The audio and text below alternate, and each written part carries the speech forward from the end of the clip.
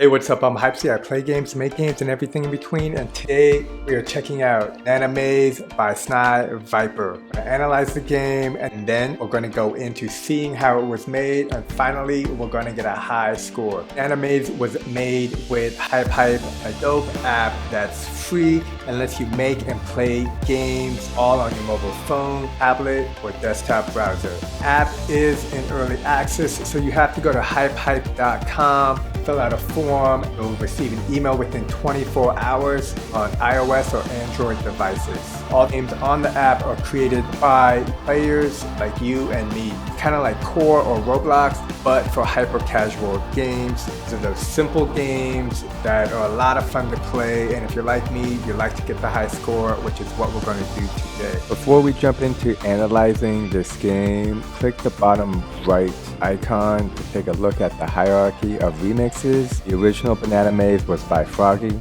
We can see that multiple people have made remixes from his original game. If you like this kind of content where I play games and go over games and how they're made, be sure to like and subscribe and hit that bell icon for more notifications. Banana Maze is very simple. We can see that there's a ball. When you tap the screen, you go left. And the whole game is all about making left turns, collecting bananas. When there's neon green blocks, that's when the ball jumps. The setup seems easy, but if you want to beat the game, get a high score, well, then you're gonna have to master it. One of the things that I really like about this game is the ball. If you've played Fall Guys, you've seen big balls like this. Having two color tones, whether a solid color and a lighter color or two different colors, like in Banana Maze, the ball stands out and utilizes the physics in the game. Whenever you hit tap to turn the ball to the left, gives it that wobbly feeling. When it comes to hyper casual games,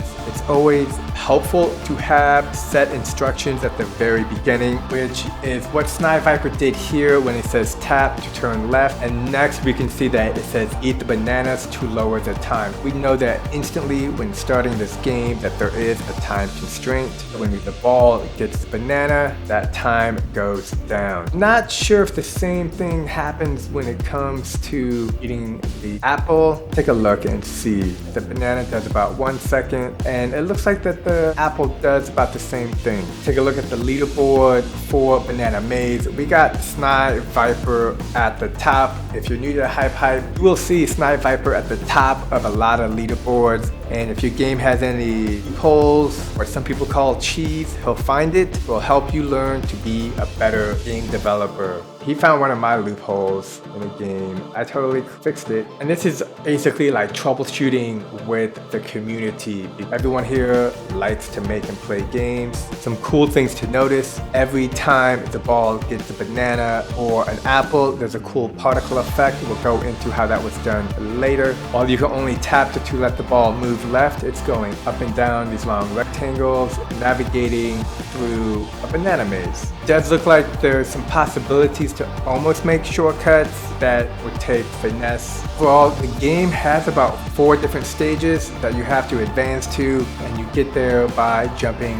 the neon green tangles. The very ending, a little bit trickier with these blocks going back and forth. It took me a couple of times to figure it out. And then I was able to finish the map. One of the great things about HypeHype is if you just hit the remix button over here, you can see how the game was made. And if you want, remix it and make it in your own way. So let's go ahead and take a look. Hit the logic on, and we can see that there is a lot going on here. Zoom in, let's take a look at the player. The player is a multicolored ball. It's a dynamic object. Dynamic object is important because it interacts with the environment. When an object is kinematic, that means the object only moves in how it's told. A good example is a dynamic ball will bounce off of a wall, whereas in a kinematic ball will go through the wall. We have the visual components, physical components, dynamic. Physical material here is ball. The physical material is cool because it can change to other things. It can be a heavy material, it can be a light material, it could be a bouncy material, anything from light as a feather to hard as a stone, and you get to decide that here. We're not going to mess with this too much, but I want you to be able to see that you can change all these settings inside HypeHype. if you wanted to. Just go to physics, ball, and you can change the friction, restitution, density, make it heavier, and gravity multiplier, make it move slower or faster. A lot of room for improvement, but I'm still new to HypeHype. I don't mess with too much. Collision trigger, this is great. Collision trigger is probably one of the nodes that you will use a lot. Here we can see that there's a collision trigger with the blue group and with the yellow group. There's two other objects in this game that have collision triggers as well that are associated with blue and yellow. When a collision happens, there is a value inspector. You can follow it over here. Looks like it inspects the vector transform. So basically the position that the ball is moving. Back to the ball. We have a particle effect. Particle effects are cool. I love particles. I have a video where I made a game all about particles in space. You could spend days and days and should spend days and days in particles. Particles is under here under effects. This game currently has 8 particles and you can see what they look like by hitting this play button. That one's like a little blue explosion, which happens when you get an item. If you want more particles, all you have to do is hit plus assets and you can go to visuals, type in particle. These are a bunch of particles, most of them made by other creators in HypeHype. So then we got an interval and a sound activation, and then we can see that this is the sound that executes, which is like a bonus sound. Here we have, these are force nodes, and it looks like each of these forces are connected to the ball character. Here we have the object is the green object and the gray object. This is needed probably for the finish line. Let's go take a look at the finish line up here. See if it has a collision connector for the green. Once this connects with the player, the gray output arrows means it's not active, and the red output arrows means that it is active. When the player connects with this cube at the end, this text probably gets activated so you can see what the score is. This is a leaderboard, so your timed entry will stop and the game will end. We can follow it all the way down here where there is a timer. Time runs a timer when set active based on the direction, outputs the current time. Note, for a timer, text this component output to text component value. Make sure the text type is set to time. Whenever you're in HypeHype and you see this little question mark, it will take you to the wiki.hypehype page that will provide lots of information. I also strongly recommend checking out the Discord channel and going there for help suggestions.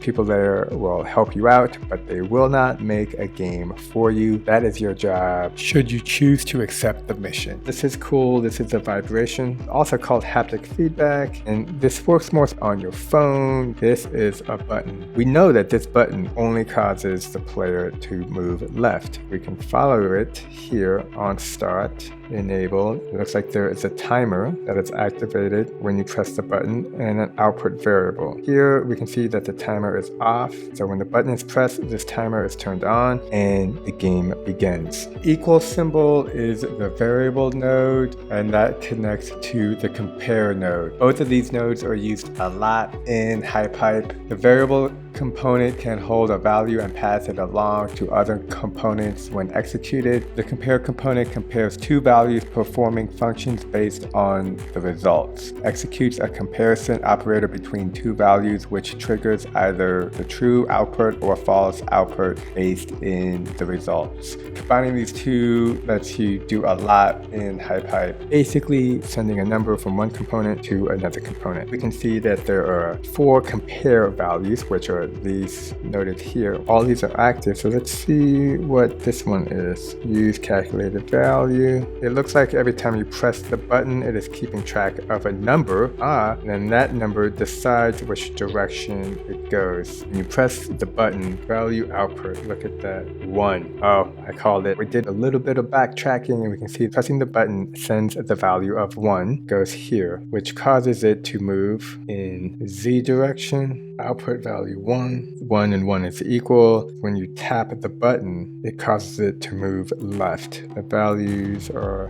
moving, so 1.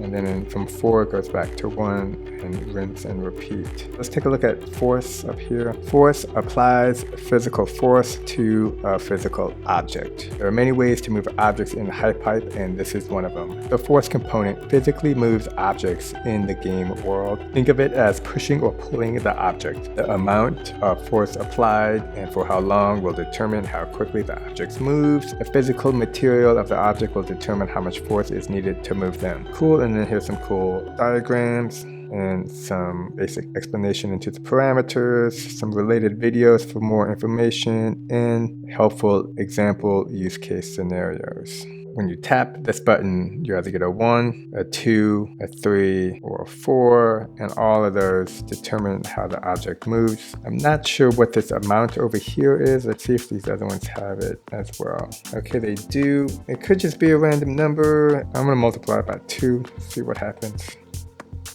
Oh, it's the speed. Okay, that's cool. And we are talking about the force, so that kind of makes sense. I also want to check out this collision. So this is a finder. This is a value inspector. Let's take a look. The value inspector reads a value from another component via the input value and outputs it forward. Note 1, only reads and outputs the value when executed. Example, the value inspector reads the speed of an object from its physical component via fetch value. Particle effects, the intervals affects the particle effects. Have the particles effect happen after the ball touches bananas and apple. Position vector, not exactly sure how that works, but that's okay. And then we got the vector transform. I thought the movement was happening in the force that we just went over. Not sure how this all applies.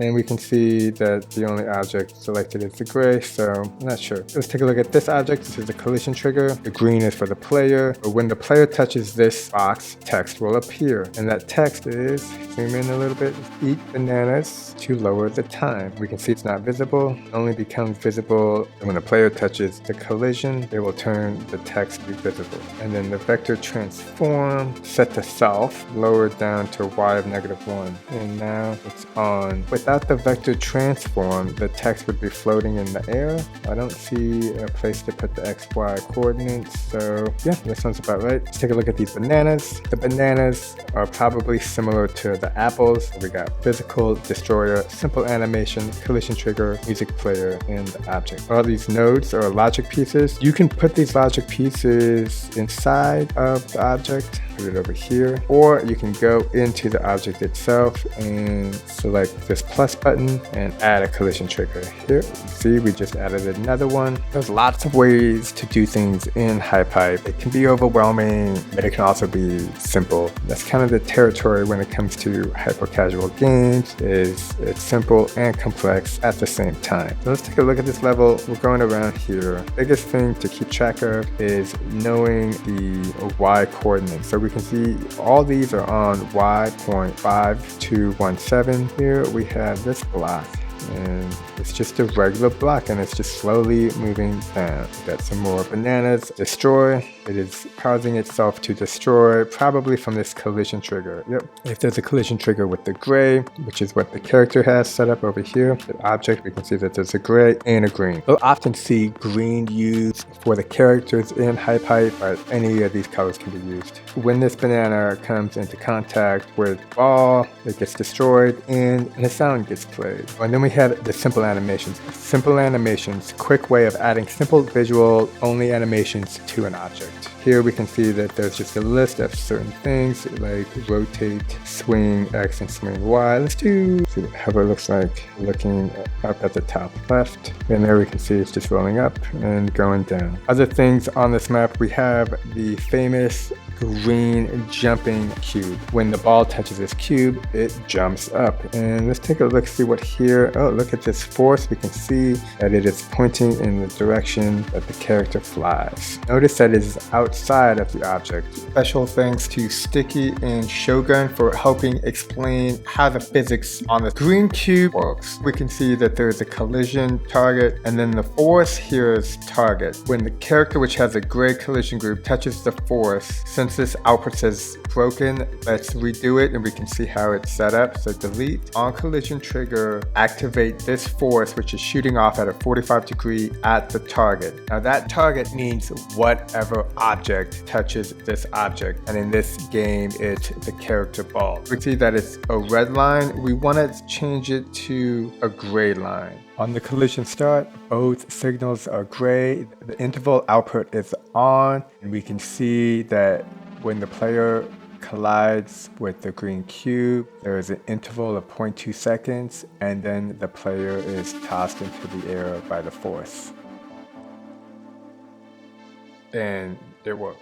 We got a nice built out maze, very clever. We got some steps using gravity. This is cool. Here we have a wave generator and a transform. Let's take a look at this and see how this was done. This is like sine, cosine. This is basically math terms that control how the wave movement is, whether it's this or if it's faster, or basically controlling the wave. There's many kinds of waves. And then we have the transform. This is what causes the object to move, and the amount that it moves is based on the wave. Looks like the duration in and out are the same, and the value output. This is where the wave decides between 0 or 3.25. Wave generator, when active, outputs its value following a tween in and tween out pattern on each frame. Can be used to create tweening movement for other components like transform and force, and that's probably what it gets used the most. Having a higher number or a lower number will determine how this cube moves. One is set up similarly. The duration in and out number is different. When learning HypeHype, it's good to go behind the scenes, see how everything was made. Now I'm gonna try to get a high score. I'm at 51 seconds. SnipeViper's at 16. I don't know how he does it. Banana Maze by SnipeViper, originally by Froggy. Check it out on HypeHype. I'm HypeC. Don't forget to like and subscribe. If you have any questions, comments, leave them down below. And until next time, stay safe out there and peace.